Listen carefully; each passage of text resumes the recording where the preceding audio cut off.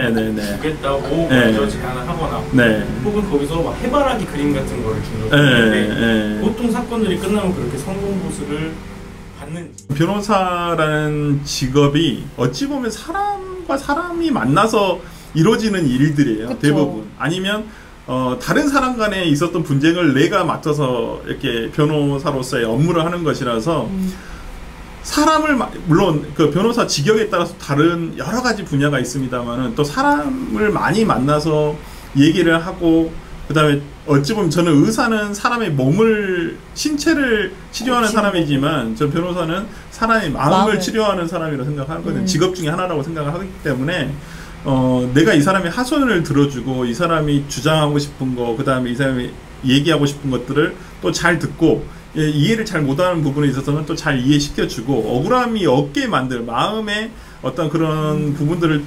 해소해주는 직업 중에 하나라고 생각합니다. 멋있네요. 자, 나머지 남은 방청객분 한번. 많은 사람들이 궁금해할 것 같은 질문. 네네네. 하셔도 돼요. 우영우 변호사도 보면 네. 사건이 하나 끝났을 때 네. 의뢰인들이 이제 네. 성공 보수를 네네네. 주겠다고 네. 먼저 제안을 하거나 네. 혹은 거기서 막 해바라기 그림 같은 거를 준다고 네. 하는데 네. 보통 사건들이 끝나면 그렇게 성공 보수를 받는지 네. 받는다면 뭐 금전적으로 받는지 네. 그렇게 물질. 물품으로. 물품으로 받는 건지. 성공보수는 일단은 지금 이제 정확하게 적법한 것은 민사소송 관련된 것들, 그 다음에 뭐 가사소송. 그러니까 형사소송은 그 성공보수 약정이 무효예요. 우리나라에서는.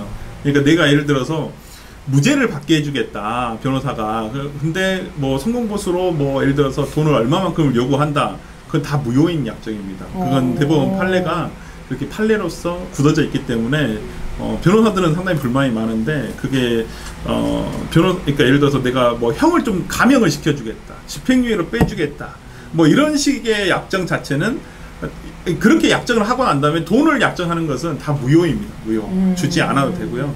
근데 이제 민사소송 같은 경우에는 보통 약정을 합니다.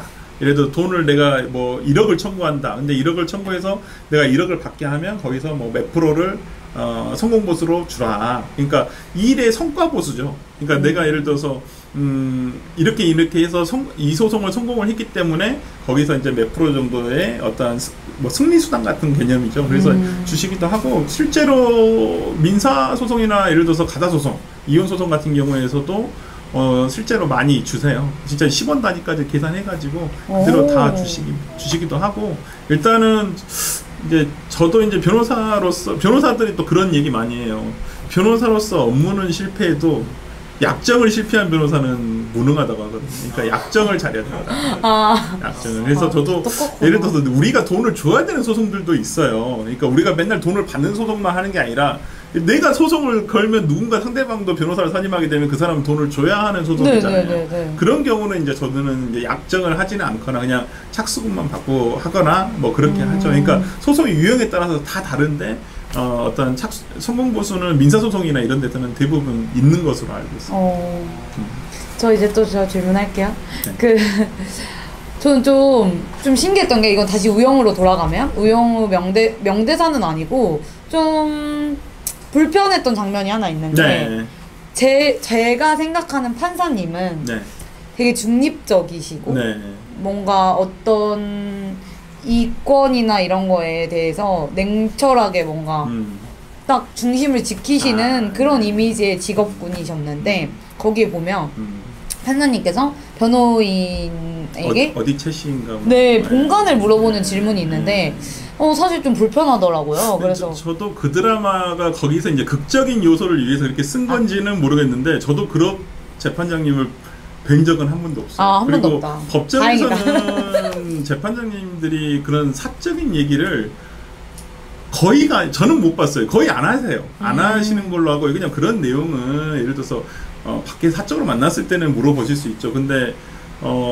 재판정에서 상대방 뭐 예를 들어서 검사도 있고 검찰 측도 있고 변호인도 있는데 거기서 이렇게 뭐 그런 사적인 얘기를 하시는 경우는 저는 본 적도 없고요. 실제 저는 제 친구 대학 동기가 재판장으로 있어도 뭐 오히려 뭐 아는 척도 안 하고요. 그다음에 사적으로도 일부러 연락을 더 안 하게 돼요.